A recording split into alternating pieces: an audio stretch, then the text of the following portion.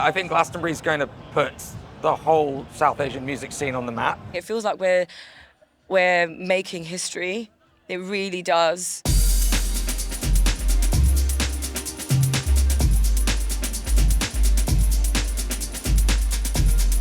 There are chances to see live South Asian music globally. But Glastonbury is the motherlode when it comes to festivals. It's a petri dish.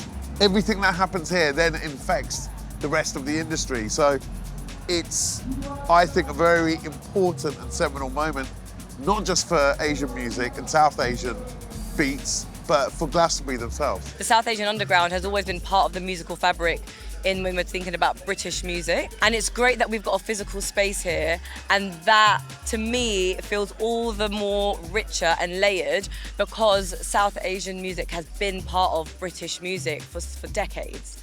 And so it feels like having DJ Ritu, for example, opening on the Thursday night was a complete full circle, because people like DJ Ritu, Sanjay Sanj, Bobby Friction have been part of the lots of different kinds of people before us that have set way. So it feels like we're like, cool, we're like moving forward with that energy.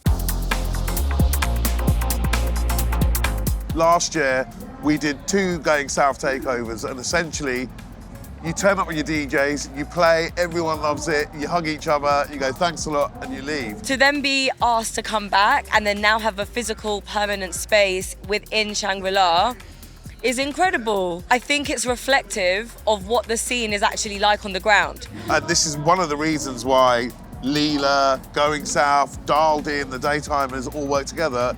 It's that whole thing of actually building a tent from nothing, building a space from nothing, conceptualizing a space. The design is involved, the people cutting the wood. You know, even our sound system has been made by the Vedic root sound system. Someone's put a bit of thought into every bit of the space. Everything means something. It's not, let's put some speakers up, let's crank up the volume. There's real, even around here, you know, the carom boards, these in North India, we call them manja. You know, I used to lie down on one in India when I was a kid, and they're back here in this beautiful garden. It's really lovely. I feel at home, and I'm also really proud that my culture is represented. And it's really nice to show off the music. The DJ lineup is outrageously good. I think that people that come to arrivals will be really in awe of the musical diversity that we play, that the South Asian community plays. South Asian music, quote unquote, is still in development. We're in very early stages of what those genres might be called. But at the same time, we love jungle, we love breaks, we love hip hop, we love Afrobeats, dancehall, R&B, drum and bass, techno. Like, we have Bollywood edits, we have music that is sampled from our classical heritage. And music and creativity has always been part of the South Asian DNA. I think the whole tagline is by South Asians and for everyone. I think it's really important to be inclusive with our music. I really want everyone to come in and have a great experience. I mean, the dream is every single person in Glastonbury comes in here at some point over the weekend and takes something away. You know, I want people to Shazam the sets and get obsessed with an artist, and that would be the ultimate dream.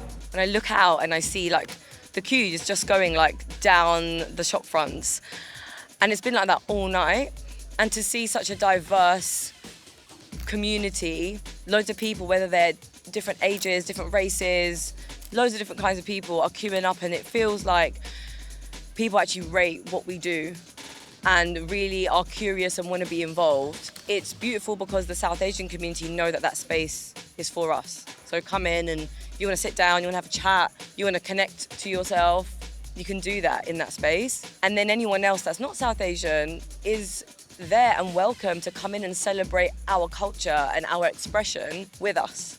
I can't describe that sort of feeling. It feels like we're making history. It really does. South Asians are massively underrepresented in the music industry. You know, I don't have the statistics on me, but it's about 50% of what it should be. And I think we want to get our tentacles into all parts of the industry and production. You know, South Asians are underrepresented in festival production and festivals in general. So it's actually about changing the entire landscape, not just putting on a one-off tent and Maybe we'll get it back next year, but hopefully next year we won't even have to, petition. It will just be a given. I want this to be a permanent space. The support we've got is incredible from press, from people like PRS, and that support also looks like supporting live acts. We've got loads of people now that actually feel like they can apply for the ISF, for example, as part of the TDP network. And so to see lots of different types of South Asian expression be received is a feeling like no other. For me, it's a fine balance. On one side, I want them to go away and tell their friends, I went to a South Asian space at Glastonbury. Mate, the music was unbelievable, because a lot of this music doesn't get played on mainstream radio or even South Asian radio. But then at the same time, as I say, it's a fine balance. I also want them to walk away and maybe not even realise that they've had a South Asian musical experience. Arrivals isn't going anywhere. It's something that has been created for Glastonbury in this space to exist. And that having physical space is that's like 10/10. What more could you want?